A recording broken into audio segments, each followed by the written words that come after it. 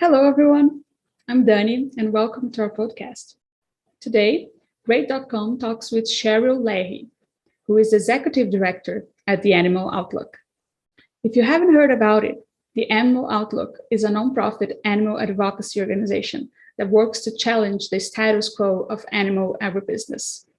If you're new here to this podcast, press subscribe on YouTube or in your podcast app. Hello, Cheryl, and welcome to our podcast. Hi, thanks so much for having me. Truly our pleasure. I think this is such an important topic to talk about. And just to kind of begin with basics here, when we talk about agribusiness, that's a term that relates to industry engaged in farming and that produce farm inputs and so on. And in many countries, they represent a quite large share of the GPD, right?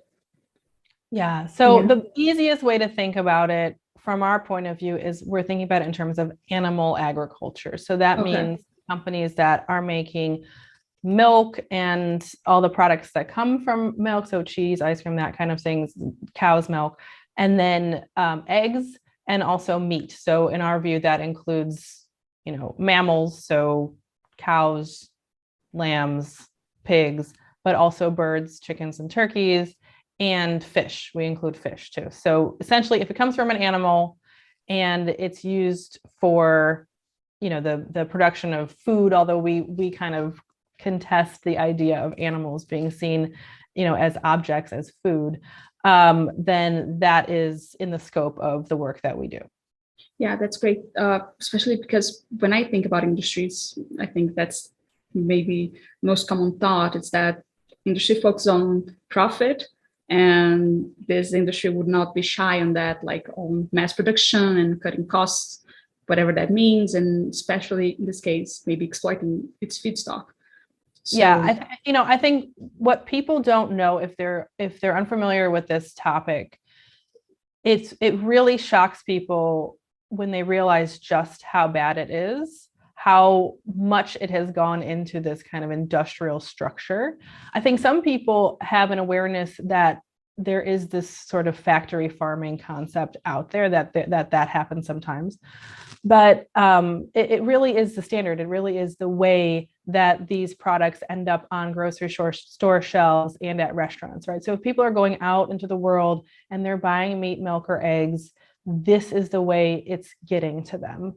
I think people have this feeling that, oh, maybe, some of it's that way, but most of it is this kind of old McDonald's farm way of doing things. No, we're past that. That's really not how the world works. That's really not how these people even, it's not as though any individual farmer in the system has control over, the bigger system. There's a few major players who really kind of set the agenda and set the rules. So people have to apply these industrial, economies of scale kind of tools to their practices. And what that means is the animals are seen just as objects and sort of profit conversion units, right? Instead of actual living individuals. And unfortunately, the way that these processes are applied means that cruelty is standard across the board. I mean, there are standard practices, not just, a worker kind of going off and being violent, although there's a lot of that too, but standard practices that are part of the business that are unbelievably cruel, widespread, everybody's doing it, but unbelievably cruel at the same time. So cruelty and animal products, one and the same. So what's something that really is encouraging, I mean, I see all this in a very sort of dark way. It's very dark and kind of big and heavy, but I think something that's very encouraging is knowing that most people, the vast majority of people, really oppose animal cruelty and they don't want to see animals being mistreated. So once we understand just how interconnected those things are here, just how much cruelty is a part of this system, you can't take it out of the system, then it becomes very clear that, we should not be supporting this system. Yeah, absolutely. And in that sense, what is the work that Animal Outlook has been doing so far to combat that? So we have 4 programs. They all orient themselves toward finding ways to address the large-scale systemic harms of animal agriculture. One is our undercover investigations work, and I think that one's particularly important. That is the actual gathering of video, basically evidence, to show what is happening inside these places, inside hatcheries, grow out facilities, slaughterhouses, transport. I mean, every stage of the process, what actually is happening. And it's so profound, to actually see some of this footage. I know it's hard for people to watch. It's very violent, but just to put it into context, I mean, we all grew up in an environment where most of the messages that we heard every day, multiple times, so we still hear that. I mean, I've been, looking at this footage for all these years, and I still hear the same kind of messages every day from these advertisers whose job it is to sell us more animal products. So the story that we've been given really does not align with the way people, as just part of our humanity, how we feel about animals and how they should be treated. So what these investigations do is they kind of break that apart, that unanimous kind of monolith of messages that we've gotten, they break that open for us. And that's really powerful.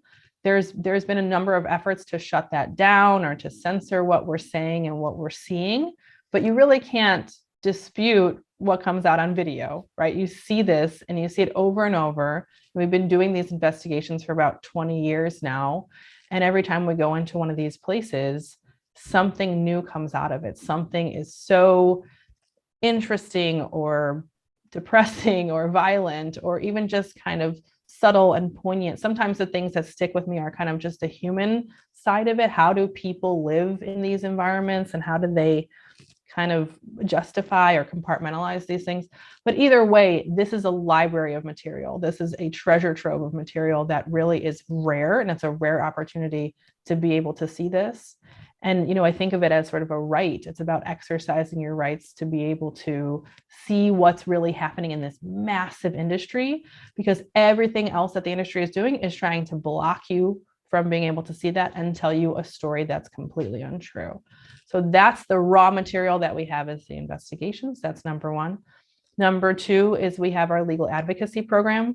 So what that program does is it takes laws that are out there and it tries to use them to address some of those large scale harms. So sometimes that means trying to get enforcement of animal cruelty laws based on our investigations, or civil litigation lawsuits based on our investigations. Sometimes it has nothing to do with our investigations, and it's just about how do we address some of the big picture harms that the industry is doing.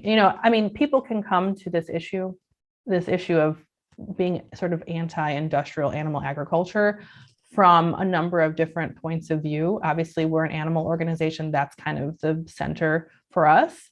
But you could have just as compelling an argument coming to this from the point of view of human health, the point of view of environment and trying to protect the environment, and from the point of view of human rights. There are some really serious worker treatment issues in these facilities. There's some, major environmental justice issues. So there, if you add them all together, it makes a really compelling case for just having to, the imperative that we all have once we're aware of what's going on to really turn in another direction. We can't continue forward in our society with the values that we build our society on while we're continuing to have this unbelievably cruel, unbelievably wasteful, exploitative kind of, unequal system that this major animal agriculture, agribusiness system represents. Yeah, well, thank you so much for sharing that. I'm sorry to interrupt you. Please go on. No, sorry. So that's two of our four. Yeah.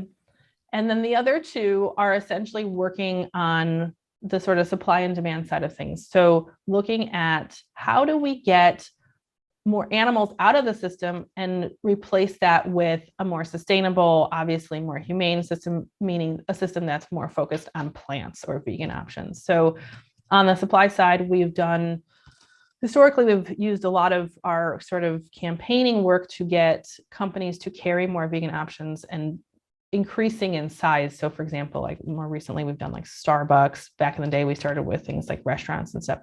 But basically saying, look, if there are relatively few players out there who have a lot of control over what is presented to consumers, over what is purchased on the supply side. And so if we can get them to kind of push into more plant-centric instead of animal-centric, we're making a big impact. So that's been successful. What's really interesting about that is there's also kind of outside of the advocacy space, there's a lot of market forces that are pushing that. So that's really has great momentum. There's a lot of interest and a lot of growth in the vegan side of the market. We're also doing work now and just increasing that now to shift animal farmers outside of animal farming and into plant farming, because some of those farmers are as stuck as you would be very surprised at kind of some of the economic forces that are in place. So we're trying to kind of say we can make a big impact in this area as well. And the fourth program is sort of wraps it all together, which is really how do we get on the demand side? How do we get people really empowered and educated and deciding to make choices where they're sort of voting with their dollars? They're deciding to stop buying animal products and start eating vegan, purchasing vegan, and really understanding both the hows and the whys of vegan eating. So kind of mainstreaming those social norms and those behaviors. And that's why we have resources, like we have tryveg.com, we have Veg Week coming up where we ask people to pledge to go vegan for a week, and we give them a lot of support and encouragement and free things and excitement around it. So it all works together, all the programs work together, but the idea is what can we do that could be high impact to address some of these systemic harms of animal agriculture. Wow. And I'm sorry again for interrupting you that before, but it's just as you were speaking, my mind kept like unfolding things, because I don't know if I had stopped to think of how intricate this whole system is. I think I'm in a sort of merry-go-round, like I go to the market and then I buy my meat and then I eat my meat and then I go to the market again. And I don't really stop to think on all the forces that are involved that keep this thing spinning. So again, thank you so much for that perspective. I think it's massive. It's very interesting that you say that, because I think that's right. I think most of us are sort of playing into a system that we have been manipulated into, right? I mean, like we don't understand exactly the level of control or the level of narrative, manipulation that's going on. And so once we do kind of pull back the curtain and see what's happening, I mean, I will tell you personally, I find it endlessly interesting. There's always something new to figure out. There's always some depth of, oh, this is connected to that. The reason that there's so much of this is not because this is what the people are demanding, but it's because, for example, the government is bailing out these industries, or the government is paying for them to, produce more of these products. And, those are the kinds of angles that most people, there's no occasion. It's not like we learn about this in school, right? There's no occasion to really understand the complexity and the interconnectedness of this kind of a system. But what's nice about that is it means there's a lot of opportunities to find a place to say, oh, I can do something here. I can make a tangible difference here, because the system is so complicated, because there's so many harms and so many interconnected harms, that once you just step in and do something, you can actually make a real difference, and it can have kind of a butterfly effect, going across to all the other pieces of the system. Yeah, for sure. And talking about that, what kind of actions can we take on daily life to, try to mitigate those problems?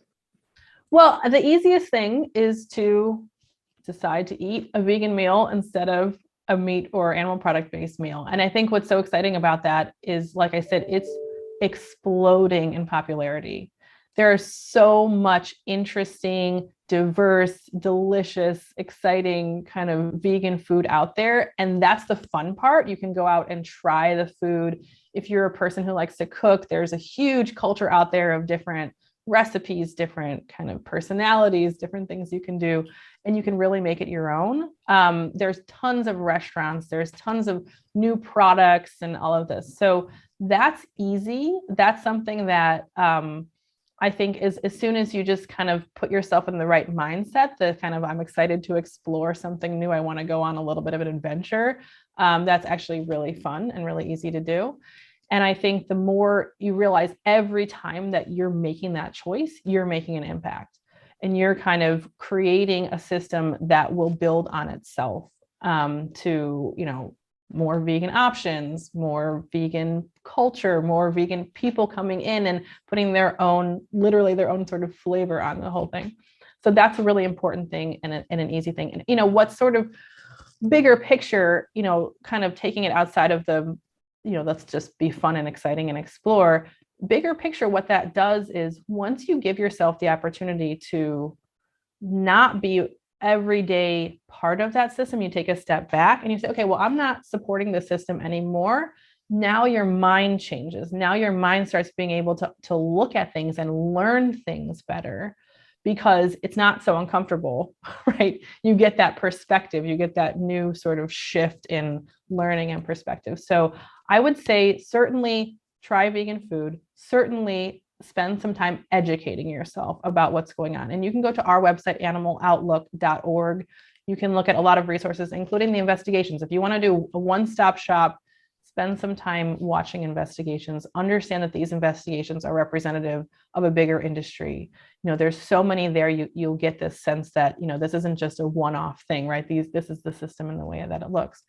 We also are always looking for volunteers. If you have a particular skill that you think you can donate your time, and, you know, we spend a lot of time with volunteer attorneys or other professionals, but you can also don't have to bring a particular skill. There's always things that you can do that we can help you learn. There's a lot of work that we're doing in our outreach about how to be effective and engaging and friendly with people, how to have conversations with people. That's a fun thing to learn and can make a huge impact. So certainly get in touch with us. You know, follow us on social media. We're on Instagram, Facebook, Twitter, LinkedIn. And of course, you know, we can't do any of this work without donations. You can certainly, you know, make a donation, and that will empower us to be able to continue the work that we're doing and to do more of it. So there's, you know, a number of different ways you can get involved, a number of different things that you can do. Oh, absolutely. And there's no reason why people shouldn't help, actually. So yeah, there's anything that you feel, I mean, there are so many different ways you can make it your own. I really want to kind of hammer that home, because it's such a big issue. There's always going to be something that kind of lights you up when you kind of get involved in this issue and learn about it. And, you know, we can help you along in that journey. Yes, absolutely. Thank you so much for talking to us today and sharing all that information. Thank you so much. It was really nice talking to you. Truly our pleasure. And for everybody listening, thank you as well. If you want to try something vegan, don't forget to go to tryveg.com.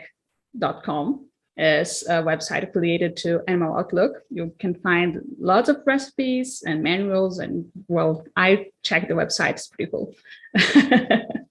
And also, if you enjoyed this episode, please press subscribe on YouTube or in your podcast app, because that shows the algorithms that this is an important conversation and more people can learn about the importance of Animal Outlook. Thank you again, Cheryl, and everybody else. See you at the next episode.